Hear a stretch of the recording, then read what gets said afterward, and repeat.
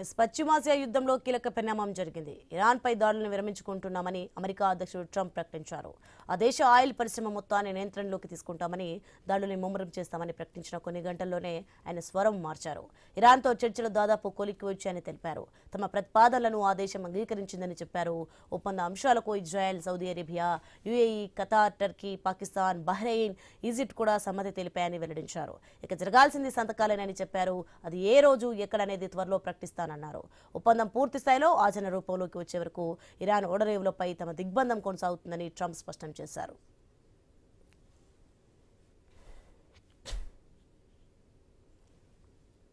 ఇక అమెరికాతో ఒప్పందం దాదాపు పూర్తయిందని ఇరాన్ కూడా ప్రకటించింది. కానీ అమెరికా అధ్యక్షుడు డొనాల్డ్ ట్రంప్ నిలకడలేని వ్యక్తిని విమర్శించింది.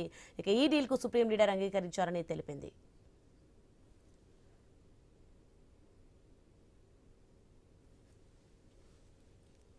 ఇక అంతకుముందు ట్రంప్ చేసిన ప్రకటన ప్రపంచవ్యాప్తంగా తీవ్ర ఉత్కంఠ రేపింది.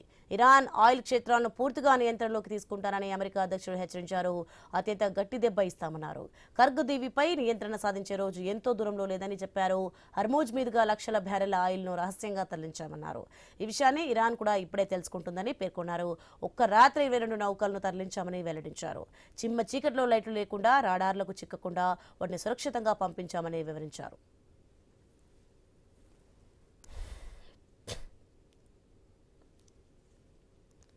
ఇక నిన్న ఇరాన్పై అమెరికా దళాలు విరుచుకుపడ్డాయి. ఇరాన్లోని బందర్ అబ్బాస్ నగరంలో భారీ పేలుళ్లు చోటు చేసుకున్నాయి. అమెరికా దృష్టి సారించిన సిరీక్, మినా పట్టణాలు, కేష్మ్ ద్వీపం, ఉత్తర ప్రాంతంలోని గోర్గా నగరంలోనూ పేలుళ్లు సంభవించినట్లు వార్తలు వెలువడ్డాయి. పర్షియన్ గల్ఫ్ వద్ద ఇరాన్ రాడార్, గగనతల రక్షణ వ్యవస్థలను దెబ్బతీసినట్లు అమెరికా వెల్లడించింది. కువైట్, బహ్రెయిన్లోని అమెరికా స్థావరాలపై దాడులు చేసినట్లు ఇరాన్ సైన్యం ప్రకటించింది. అమెరికా తమ సహనాన్ని పరీక్షిస్తోందని, దాడులు, బెదిరింపులకు తమ సాయుధ దళాలు ఖచ్చితంగా స్పందిస్తాయని ఇరాన్ విదేశాంగ మంత్రి అబ్బాస్ అరాగ్చీ స్పష్టం చేశారు. వెంటనే ఈ ప్రాంతాన్ని విడాలని అమెరికా బలగాలను హెచ్చరించారు. పశ్చిమాసియాలో మళ్లీ ఉద్రిక్త పరిస్థితులు ఏర్పడడంపై ఐక్యరాజ్యసమితి సెక్రటరీ జనరల్ ఆంటోనియో గుటెరెస్ ఆవేదన వ్యక్తం చేశారు. శాంతి కోసం దౌత్య మార్గాలను అనుసరించాలని పిలుపునిచ్చారు. ఈ క్రమంలోనే ఇరాన్ దాడులను ఆపామంటూ ట్రంప్ చేసిన ప్రకటనతో పశ్చిమాసియాలో తాత్కాలికంగా ఉద్రిక్తతలు తగ్గాయి.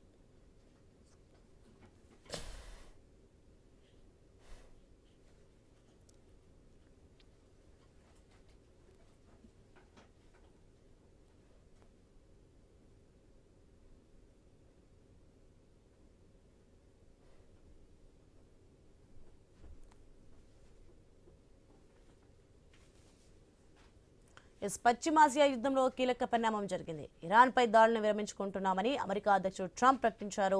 ఆ దేశ ఆయిల్ పరిశ్రమ మొత్తాన్ని నియంత్రణలోకి తీసుకుంటామని, దాడుల్ని ముమ్మరం చేస్తామని ప్రకటించిన కొన్ని గంటల్లోనే ఆయన స్వరం మార్చారు.